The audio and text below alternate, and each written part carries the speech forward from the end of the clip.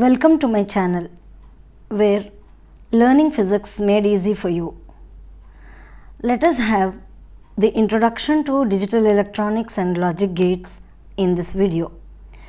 Now let me introduce first what is analog signal. Now any sinusoidal wave like this, any sinusoidal wave which is a continuously time varying, for example this is, let us say, voltage and time. So it could be voltage or current. Any continuously time varying signal is called an analog signal. Example, a sinusoidal wave like this. Then what is a digital signal? A signal which can have only two discrete values, 0 or 1, which is, we can say, low or high, or we can say on or off. Sorry, low is off, on. Semiconductor devices like diodes, transistors can be designed for the two-state operations such as saturation and cutoff. Saturation means high, cutoff means low. So saturation means high, cutoff means low, in which the output can have only two values, high and low. Then we will understand what is digital circuit. An electronic circuit that is designed for two-state operation. What is the two-state? As I mentioned, either on or off, low or high, or 0 or 1 is called a digital circuit. An electronic circuit that handles only digital signals is called a digital circuit, which expresses the values in digits, zeros and ones for low or high. Hence the name. And now 0 and 1 are digits, and hence the name digital circuits. And this numbering concept is based on binary number system, which I will discuss a little later. Now let us define what is digital electronics. The branch of electronics which deals with digital circuits is called digital electronics. Then we will understand what is binary number system. Any number system is a code that uses symbols to count the number of items. So for example, we all know decimal number system 0, 1, 2, 3, 4, which we count the items. Now in binary number system there is only 0 and 1 which is used to count. Now when you write the same 0, 1, 2, 3 etc. in binary system, we will write, let us say 1. So we will write 1, 2, then we will write 1, 0, 3, 1, 1, 4, 1, 0, 0, 5, 1, 0, 1, 6, 1, 1, 0, 7, 1, 1, 1, 8, 1, 0, 0, 0, 9, 1, 0, 0, 1. Now there is a method to follow this writing this binary system.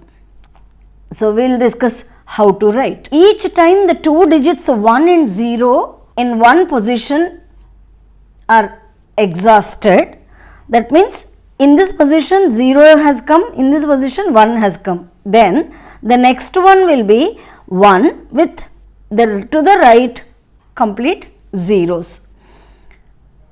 A 1 is added to the left and all the digits to the right are zeros.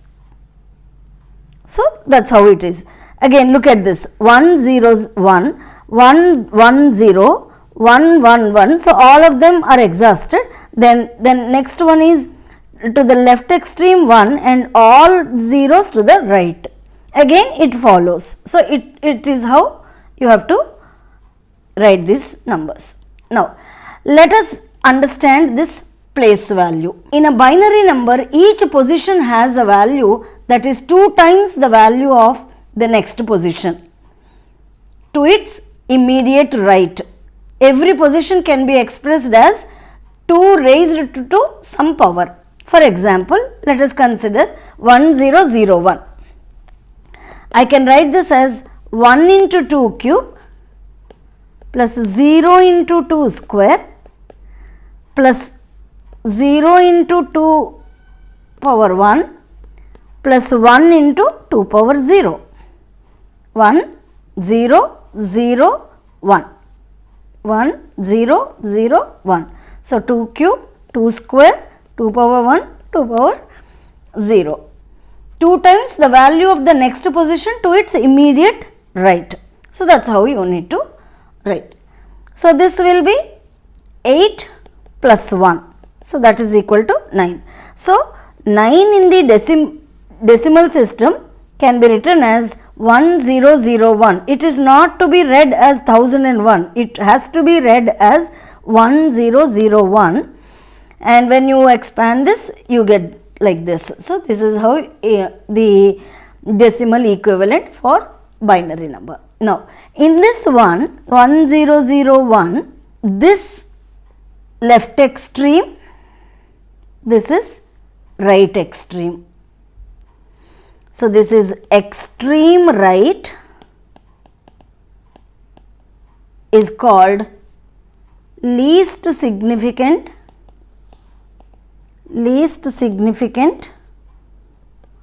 bit, LSB, we can write this. So, this is the least significant, so 0. Most significant, 2 power 3. So, this is extreme left, this digit is extreme left, this is called most significant digit. We will write MSB. Now, why am I writing B? I will let you know. Now, each digit is called a bit. I have written here bit. So, each binary digit is called a bit.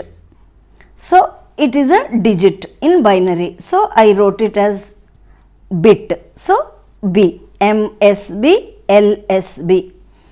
Now, a string of 4 bits is called nibble, N-I-B-B-L-E. Then, a string of 8 bits is called a byte. This is very important. This is 8 bits is called a byte. That means 1 is a bit or 0. Then 1001 is nibble. Then 1001 0110 is a byte. So, this is how you understand binary system, and which is important for digital electronics. Now, let us discuss the advantages and disadvantages of digital electronics. Now, when you look at the advantages, easy to design. So, these circuits are easy to design, provide greater accuracy and precision. Why? Because you have unique values, either 0 or 1. So, you get more accuracy and precision in the measurement. Then less affected by noise, because they are not analog signals continuously varying with the time. So, less affected by external noise, external analog signals. So, noise. Then high degree of integration. What does that mean? More digital circuits can be fabricated on ICs. Then easy information storage. So, you can easily store the information in terms of bits and bytes. Then more reliable. What do we mean by more reliable? Because it is either 0 or 1, not having multiple. In analog signal, the values of your output can be multiple values. So, here either 0 or 1. So, there is only two possible values. So, it is more reliable. Then, there are few disadvantages also. Number 1, it requires encoders and decoders, because the real world is full of analog signals. So, you need to decode, you need to encode. So, for which you need certain equipment which increases the cost. Therefore, they are expensive. Then, analog techniques are simpler and economical. So, they are less expensive compared to digital circuits and digital electronics. When for example, you can take the example like signal amplification. Suppose you consider the amplification means increase in the signal strength. So, let us say it can be a voltage signal, so 2 volts, and it can be after amplification, let us say it becomes 6 volts. So, if this is the 2 volts signal, this can be 6 volts signal. So, peak to peak. So, this is amplification. This in analog it is simpler compared to digital. So, these are the few disadvantages, but still the entire world is now with digital electronics, and as you can see, all this digital interaction, all this you are watching through this YouTube is also because of digital electronics. Now, what is this digital electronics made up of? Now, that is where we need to understand logic gates. Now, what are these logic gates? These are basic building blocks in digital electronics. Now, let me define and give certain characteristic features of these logic gates. It is a digital circuit with one or more input signals, but only one output signal. And what could be that output signal? Either high or low, which means either 1 or 0. You do not have anything in between or any values. Either you have 1 or you have 0, or in other words, you can say high or low. Now, what is this logic gate? It is not a device. Please understand, it is not a device, but it is just a digital circuit that follows a certain logical relationship between input and output. That is the first important point. So, a logic gate, it is not like diode, which is a device. So, it is not a device, it is just a digital circuit that follows a certain logical relationship. Logic means what?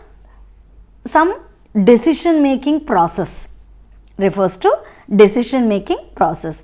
So, certain logical relationship between input and output signal.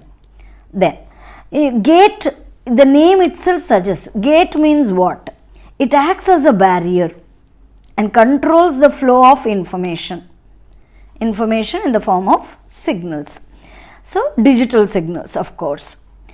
So, when the gate is open, information flows. As we know in our common sense, when gate is open, you can go inside. When gate is closed, you cannot go inside. So, when gate is open, information flows. When gate is closed, it prevents the flow of information. So, it cannot pass through the information. And number 3, which is very important, it performs a certain logic operations. Operation means what? Either addition, multiplication. So, these are all certain operations. So, we will see them later on. It performs a certain logic operations and the output depends on the input conditions. This is important. So, output always depends on the input conditions.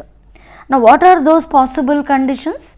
When either of the inputs or both, because I mentioned in the definition itself that a digital circuit with one or more input signals. So, input signals can be more than one.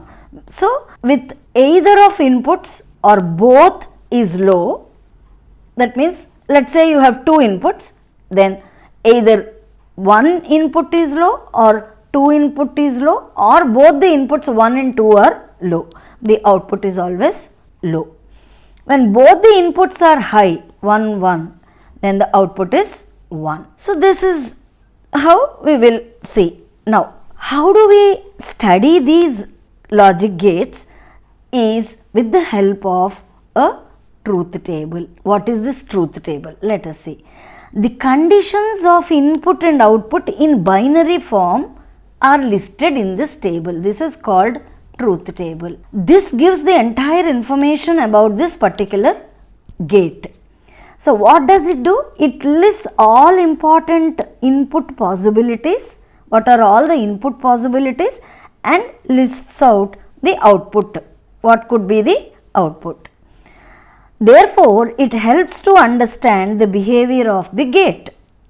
For example, here let me say that there are two inputs A and B and the output is Y. Then A, B, both of them are 0, so my output is 0.